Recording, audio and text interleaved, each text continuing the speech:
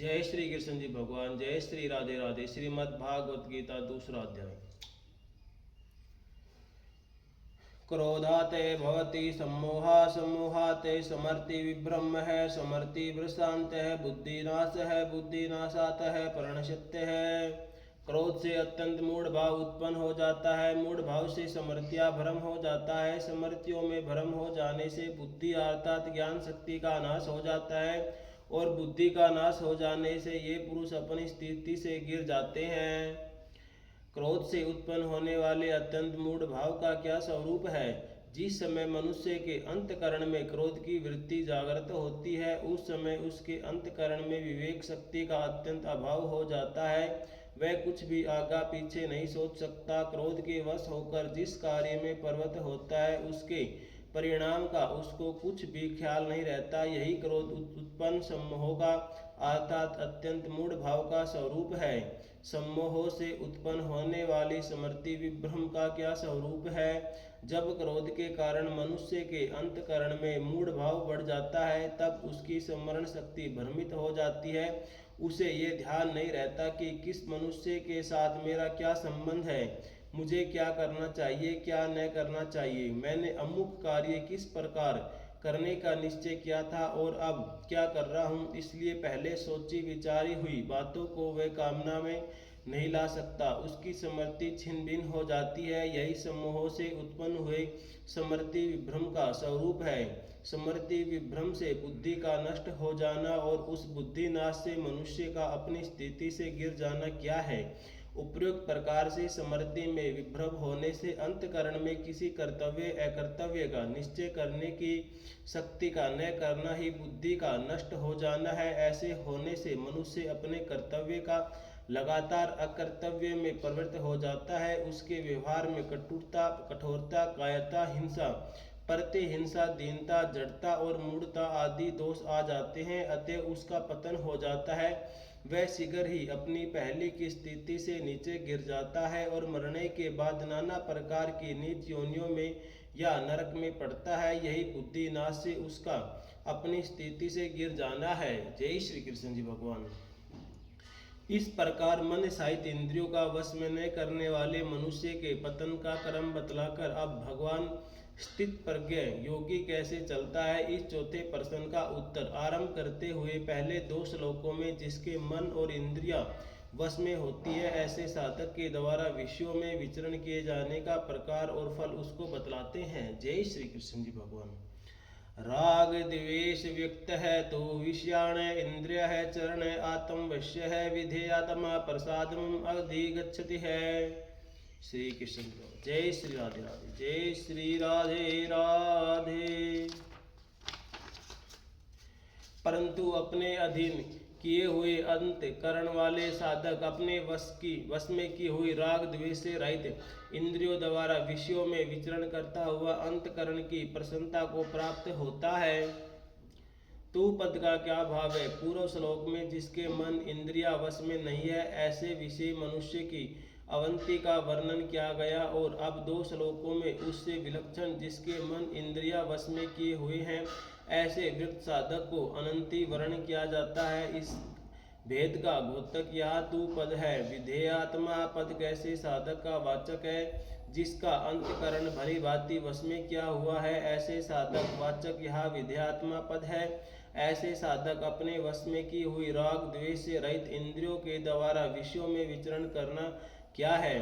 साधारण मनुष्य की इंद्रियां स्वतंत्र होती है, उनके वश में नहीं होती। उन इंद्रियों में राग द्वेष भरे रहते हैं। इस कारण उन इंद्रियों के वश में होकर भोगों को भोगने वाला मनुष्य उचित अनुचित का विचार न करके जिस किसी प्रकार से भोग सामग्रियों के संग्रहण करने और भोगने की चेष्टा करता है उन भोगों में राग द्वेष करके सुखी दुखी होता रहता है। उसे आध्यात्मिक सुख का अनुभव नहीं होता किंतु उपयुक्त साधक की इंद्रियां उसके वश में होती है और उन राग द्वेष का अभाव होता है। इस कारण वह अपने वर्ण आश्रम और परिस्थिति के अनुसार योग्यता से प्राप्त हुए भोगों में बिना राग द्वेष के विचरण करता है। उसका देखना सुनना खाना पीना उठना बैठना बोलना बतलाना चलना फिरना और सोना जागना आदि समस्त इंद्रियों के व्यवहार नियमित और शास्त्रविहित होते हैं। उसकी सभी क्रियाओं में राग द्वेष काम क्रोध और लोभ आदि विवेकारों का अभाव होता है। यही उसका अपने वश में की हुई राग द्वेष रहित इंद्रियों द्वारा विषयों में विचरण करना है। पहले 59वें श्लोक में ये कहा जा चुका है कि परमात्मा साक्षात्कार हुआ बिना राग का नाश नहीं होता, और यह राग द्वेष रहित होकर विषयों में विचरण करने से प्रसाद को प्राप्त होकर स्थिर बुद्धि होने की बात कही गई है। यहाँ के इस कथन से ऐसा प्रतीत होता है कि परमात्मा की प्राप्ति में पूर्व भी राग द्वेष का नाश संभव है। अतएव इन दोनों कथनों में जो विरोध प्रतीत होता है उसका समन्वय कैसे होता है? दोनों में कोई विरोध नहीं है, क्योंकि वह 59वें श्लोक में जो तो राग द्वेष का अत्यंत अभाव बतलाया गया है, और यहाँ राग द्वेष रहित इंद्रियों द्वारा विषय सेवन की बात कहकर राग द्वेष के सर्वथा अभाव की साधना बतलाई गई है।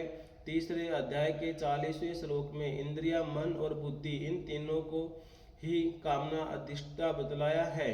इससे यह सिद्ध होता है कि इंद्रियों में राग द्वेष न रहने पर भी मन या बुद्धि में सूक्ष्म रूप से राग द्वेष रह सकते हैं, परंतु 59वें श्लोक में अस्य पद का प्रयोग करके स्थिर बुद्धि पुरुष में राग द्वेष का सर्वथा अभाव बतलाया गया है। वह केवल इंद्रियों में ही राग द्वेष के अभाव की बात नहीं है। इंद्रियों से विषयों का संयोग न होने देना, यही बाहर से विषयों का त्याग, इंद्रियों का संयम और इंद्रियों का राग द्वेष रहित हो जाना, इन तीनों में श्रेष्ठ और भगवत प्राप्ति में विशेष सहायक कौन है? तीनों ही भगवान की प्राप्ति में सहायक है, किंतु इनमें ब्रह्मा विषय त्याग की अपेक्षा इंद्रिय संयम और इंद्रिय संयम की अपेक्षा इंद्रियों का राग द्वेष से रहित होना विशेष उपयोगी और श्रेष्ठ है। यद्यपि ब्रह्मा विषयों का त्याग भी भगवान की प्राप्ति में सहायक है, परंतु जब तक इंद्रियों का संयम और राग द्वेष का त्याग न हो तब तक केवल ब्रह्मा विषयों के त्याग से विषयों की पूर्ण निवृत्ति नहीं हो सकती और न कोई सिद्धि ही प्राप्त होती। तथा ऐसी बात भी नहीं है कि ब्रह्मा विषय का त्याग किए बिना इंद्रिय संयम से ही नहीं सकता, क्योंकि भगवान की पूजा, सेवा, जप और विवेक, वैराग्य आदि पुरुष उपायों से सहज ही इंद्रिय संयम हो जाता है, एवं इंद्रिय संयम हो जाने पर अनायास ही विषयों का त्याग किया जा सकता है। इंद्रिया जिसके वश में है वह चाहे जब चाहे जिस विषय का त्याग कर सकता है, इसलिए ब्रह्मा विषय त्याग की अपेक्षा इंद्रिय संयम श्रेष्ठ है। इस प्रकार इंद्रिय संयम भी भगवत प्राप्ति में सहायक है, परंतु इंद्रियों के राग द्वेष का त्याग हुए बिना केवल इंद्रिय संयम विषयों की पूर्णता निवृत्त होकर वास्तव में परमात्मा की प्राप्ति नहीं होती। और ऐसी बात भी नहीं है कि ब्रह्मा विषय त्याग और इंद्रिय संयम हुए बिना इंद्रियों के राग द्वेष का त्याग ही होना न सकता है। सत्संग, स्वाध्याय और विचार द्वारा संसारिक भोगों की अनित्य का भान होने से तथा ईश्वर कृपा और भजन, ध्यान आदि से राग द्वेष का नाश हो जाता है, और जिसके इंद्रियों के राग द्वेष का नाश हो गया है उसके लिए ब्रह्मा विषयों का त्याग और इंद्रिय संयम अनायास अपने जप ही होता है। जिसका इंद्रियों के विषयों में राग द्वेष नहीं है वह पुरुष अब यदि ब्रह्मा रूप से विषयों का त्याग न करे तो विषयों में विचरण करता हुआ ही परमात्मा को प्राप्त कर सकता है। इसलिए इंद्रियों का राग द्वेष से रहित होना, विषयों का त्याग और इंद्रियों संयम भी श्रेष्ठ है। प्रसादम पद ये किसका वाचक है? वश में की हुई इंद्रियों द्वारा बिना राग द्वेष के व्यवहार करने से साधक का अंतकरण शुद्ध और स्वच्छ हो जाता है। इस कारण उसमें आध्यात्मिक सुख और शांति का अनुभव होता है। उस सुख और शांति का वाचक यह प्रसादम पद है। इस सुख और शांति के हेतु रूप अंतकरण की पवित्रता को और भगवान के अपहरण की हुई वस्तुएं अंतकरण को पवित्र करने वाली होती है, इस कारण उसको भी प्रसाद कहते हैं। परंतु अगले श्लोक में उपयुक्त पुरुषों के लिए प्रसन्न चेतनम है पद का प्रयोग किया गया है। अतः यह प्रसादम पद का अर्थ अंतकरण की आध्यात्मिक प्रसन्नता मानता ही ठीक मालूम होता है। जय श्री कृष्ण जी भगवान, जय श्री राधे राधे। वीडियो अच्छी लगी हो तो लाइक एंड चैनल को सब्सक्राइब जरूर करें। जय श्री राधे राधे।